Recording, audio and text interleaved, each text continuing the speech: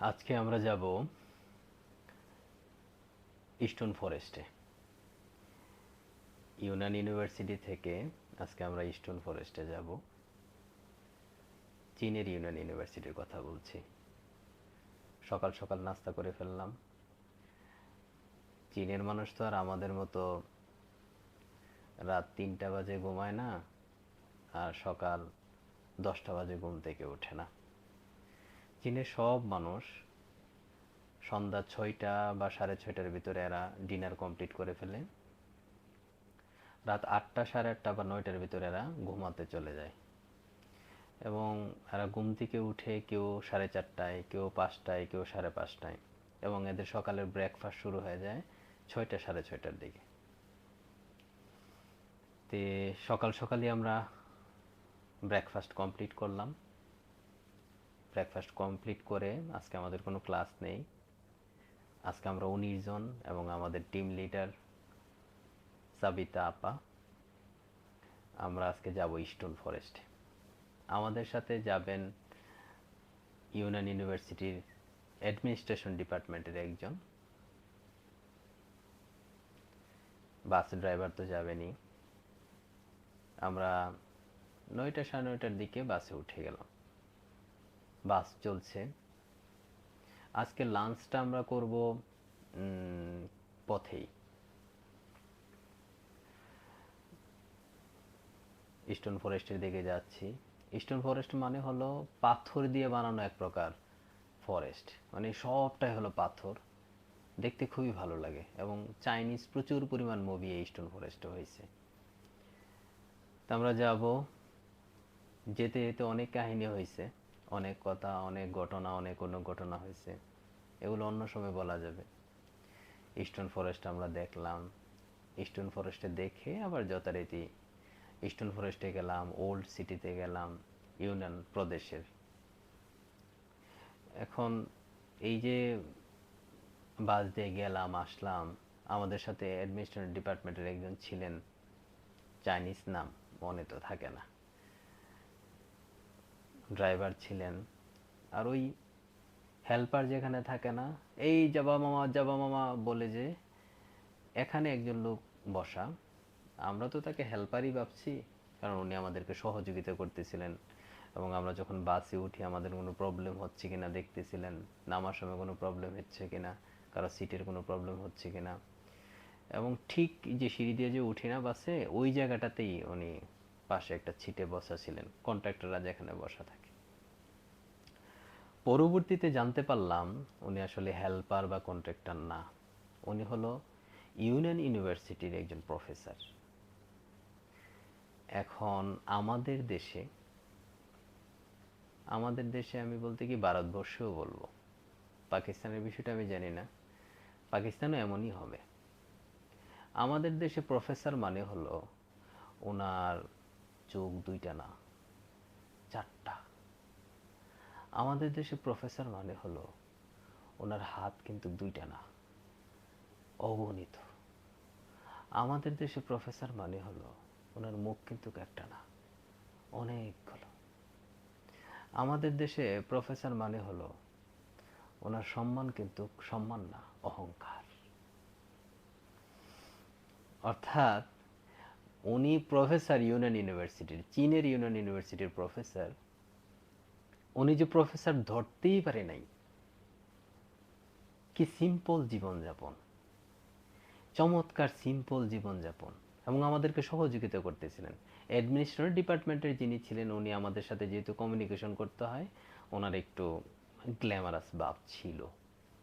আর উনি প্রফেসর, কিন্তু এইরকম কোনো ভাব দেখা যায় না ওনার মধ্যে।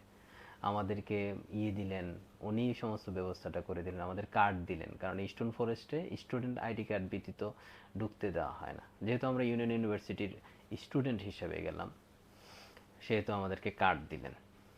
এখন এই কার্ডের সমস্ত দায়িত্বগুলো উনিই করলেন।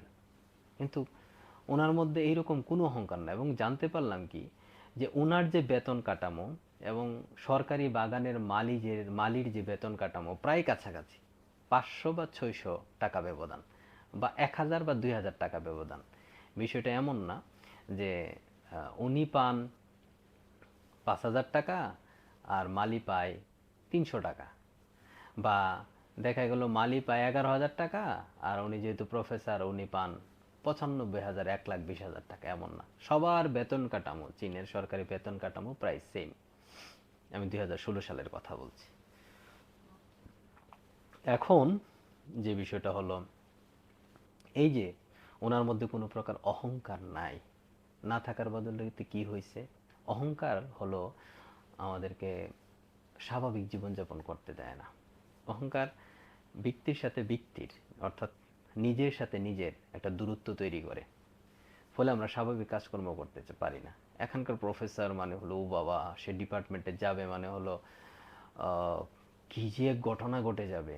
সে মানে টেলিভিশনে যাবে, টক শোতে যাবে, তার বেতন কাঠামো থাকবে। শুধু কি প্রফেসর, সব আমলারাও তো তাই।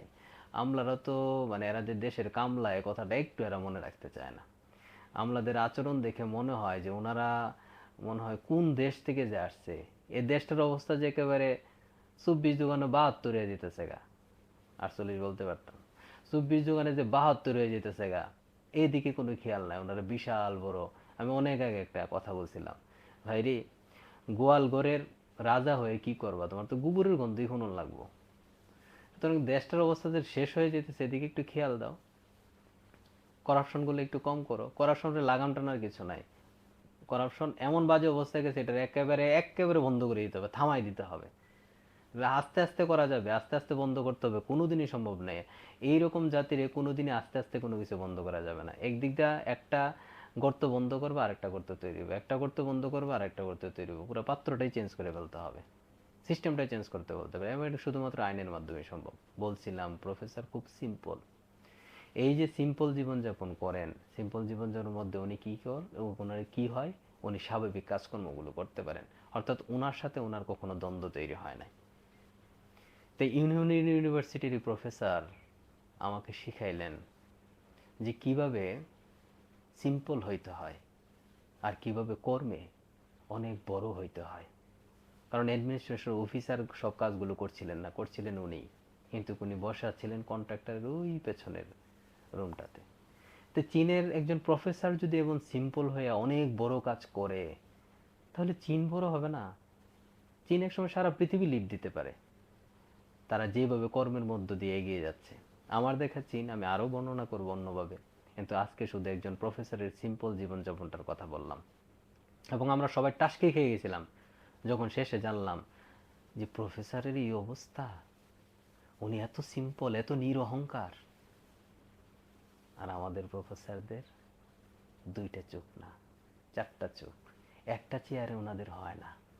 একটা চেয়ার লাগে ওনারা যেখানে বসেন সেই ফুটকির নিচে, একটা চেয়ার লাগে ওনার বাড়িতে, আরেকটা চেয়ার লাগে ওনার ব্যাংকে, যাতে অন্তত পক্ষে 2টা চেয়ার গেলে ব্যাংকের চেয়ারটা পরে আনা যায়। এই লোভ ছেড়ে, অহংকার ছেড়ে স্বাভাবিক যেন আমরা হতে পারি, এ দোয়া ও প্রার্থনা আমার কাছে আমি করি। ধন্যবাদ সবাইকে।